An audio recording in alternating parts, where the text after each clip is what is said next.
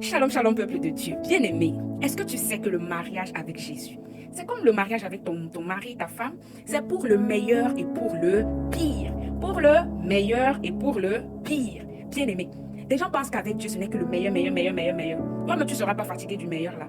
Il faut quand même que de temps en temps, on te pince un peu, de temps en temps, on te griffe un peu, hein, pour que quand le meilleur revienne, tu saches apprécier, savourer. Parce que trop le meilleur va même te faire oublier le goût du meilleur.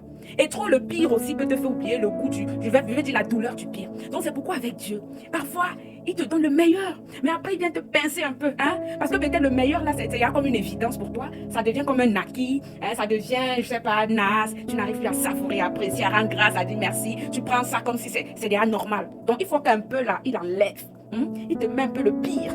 Pour que tu dises, hé, donc c'est comme ça que le meilleur est bon.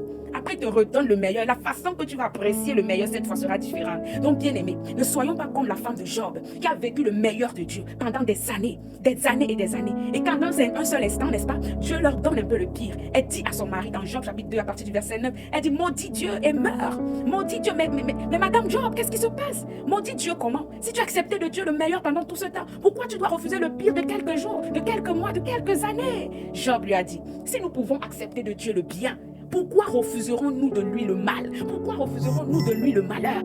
Hein? Si tu peux accepter de Dieu la réussite, pourquoi tu vas refuser de lui l'échec? Bien-aimé, c'est le même Dieu, le Dieu d'amour. Ça veut dire que l'échec, c'est pas, il te donne l'échec par amour. Et cet échec, c'est pour te donner une leçon. C'est pour, n'est-ce pas, rebobiner certaines choses. Bien-aimé, c'est pourquoi les chaînes de la prison n'ont pas empêché à Paul de nous écrire, n'est-ce pas, cette délicieuse épître. C'est pourquoi les chaînes et les coups de fouet n'ont pas empêché Paul et Silas de louer leur Dieu en prison. C'est pourquoi les lions et le feu, la fournaise ardente n'ont pas empêché à Shadrach, Meshach et Abednego, à Daniel de continuer d'être intègre et de prier Dieu.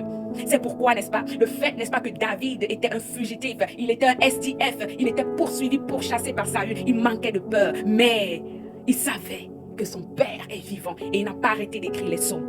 Mais toi, petit malheur comme ça, oh Dieu, vraiment, c'est quoi? Ah, c'est pour le meilleur et pour le pire. Alors, aujourd'hui, de la même façon que tu accueilles la joie, que tu accueilles la réussite, que tu accueilles le bonheur, n'est-ce pas? Accueille aussi le malheur de Dieu. De la même façon que tu célèbres quand on t'appelle pour te dire tu as réussi, tu as été embauché, tu as eu le visa, tu as eu ça. Bien aimé, saute aussi. Oui, saute aussi. Quand on t'appelle pour dire qu'on t'a renvoyé, on t'appelle pourquoi? Parce que tu sais que tant que ta vie, est entre les mains du Tout-Puissant, de sa majesté Jésus-Christ de Nazareth, tu ne crains rien. Bien-aimé, l'épreuve, c'est pour ton ascension. Donc quand tu composes ton examen là, c'est dur, non, ça fait mal, mais c'est pour passer en classe supérieure. L'épreuve, c'est pour ton ascension, pour ton développement, pour ta croissance. L'épreuve, c'est pour t'amener à une étape élevée. Alors ne fuis pas l'épreuve. Célèbre Dieu, comme la Bible nous dit, n'est-ce pas? Rendez grâce à Dieu en toutes circonstances, parce que tout, je dis bien tout, concourt au bien de ceux qui aiment Dieu. Soyez bénis. Shalom.